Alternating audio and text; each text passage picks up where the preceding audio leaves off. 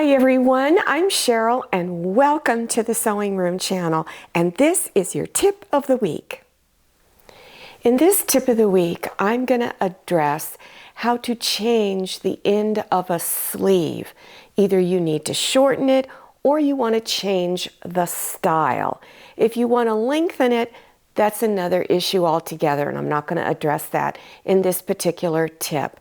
So if you bought a shirt like this is a pretend sleeve that's really wide. See how wide it is?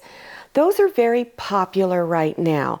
But let's say it's too wide, but you don't want to have to go in and cut fabric off the seams and do all of that. You want to do something really simple. Or maybe it's just too long. If it's too long, of course, you can cut off what you need. But before you cut, make sure you add at least another inch to the length. So let's say you want a 20-inch long sleeve, you don't want to cut it shorter than 21 inches because by the time you hem it, it's going to be at the right length, and if you didn't allow enough, it's going to be too short. Then you got another problem. But right now, if you want to just hem it, the simplest way to hem it is to just fold the ends over and press anywhere from 1/4 inch to 1/2 inch and fold it again and then press. Now the simplest way is to just do a straight stitch right along here. Or if you want to use a hem stitch. Now this is what a hem stitch looks like on my machine. Look for the red thread right here. Most of your machines probably have this on there. So if you want to do that, go to your user's manual to find out what presser foot that you need to use. So the only thing that shows, this is the back, the only thing that shows on the front are just little tiny stitches across here. So if you use matching thread, it's not very visible. Now on this one, I just did the straight stitch, and if you use matching thread, it's not all that visible to the eye. I used white thread and it blends in really well. Your other option, if you want just a little more decorative edge, is to use a twin needle. So if you're interested in learning how to use a twin needle, go to my tip of the week, number 1. So let's say you do have a really wide sleeve, and you don't want it that wide, you're finding it's just getting in your way, and you would like to narrow it. So we don't want to cut anything off the sides, we want to do it, just keep it simple.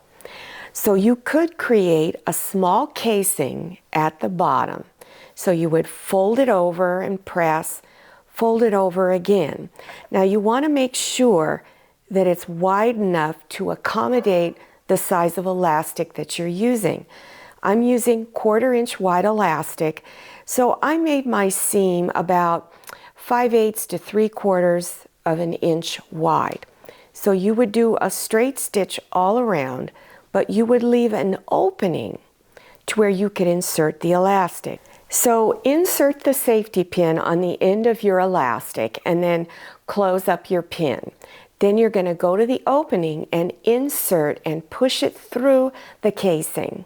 Then take your ends and stitch them together. Now you can either stitch them like this. I had a hard time getting my ends to overlap, but I would prefer that the ends were just overlapped, and just do a little zigzag stitch to hold them in place. And then pull it out like this, then stitch your opening closed. So then your blouse went from a look that's like this to like this. Now here's another way you can take a wide sleeve and narrow it up a little bit and give it that peasant blouse look. So you would already just have your hem in there. It's just a basic fold over twice and then stitch it down. Then you're going to decide how long you want your ruffle to be. This is about 1 inch.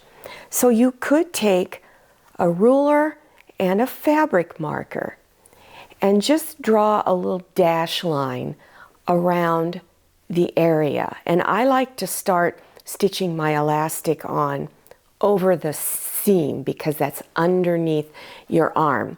So draw a line if necessary. And for this one, I recommend you use the 1/4" elastic. There is other elastic you can use that's much narrower. This is a little bit easier to put on. So again, I like to start on the seam. And the best way to approach this at your sewing machine is to take the little storage compartment or extended table off of your sewing machine. If you're not sure how to do that, refer to your user's manual. They all just snap on or pull off. So then you would anchor it here and drop your needle down in there. Do a couple of little zigzag stitches to make sure it's going to stay in place. Then you're going to let your fabric run through the machine flat like this. You're not going to try to gather it up. After you've anchored it well, then you're going to pull on the elastic and begin doing your zigzag stitch. So I've removed everything around the arm of my sewing machine, and then slip your sleeve over it. And I've got my little blue line there so I know where I need to place my elastic. Then take your elastic and place it, and again start at this seam here and line it up. Now I've lengthened my zigzag stitch to about 2.5 and I've made the width about 5.0. Always practice on scrap fabric first before you do it on your clothing. So now I'm going to lower my needle down because I want to make sure it's going to catch that elastic. I'm going to do just a couple of little stitches in place to anchor it. Okay, then I'm going to pull on the elastic, keeping it over the blue line that I've placed there, and guide the fabric with your other hand and just begin stitching. Then when you get around to the end, overlap your elastic and do a bunch of stitches in place. Then go ahead and trim this excess elastic off. And then when you're done, this is what it looks like. Those of you who are beginners, I highly recommend you practice all of these on scrap fabric before you begin working on your actual blouse. Well, I hope you enjoyed this tutorial and that you learned something new. Now, if you have an issue with something, you're trying to alter clothing, remember altering clothing is a true art and it takes practice and time. But leave a comment in the comment section and maybe I will be able to address it in a future tip of the week. Now, if you're interested in other tips of the week, I have many. Just scroll down to the description section, click on show more or the down arrow, and that section will expand open. Don't forget to follow me on Instagram and check out my Facebook page. Thank you so much for watching. I'll see you next time, and happy sewing. If you like the Sewing Room channel, one of the best ways to show your support is to subscribe by clicking on that red subscribe button and give this video a thumbs up. And don't forget to click on share to share this video with your friends. And make sure you click on the bell so you receive notifications for all my new videos.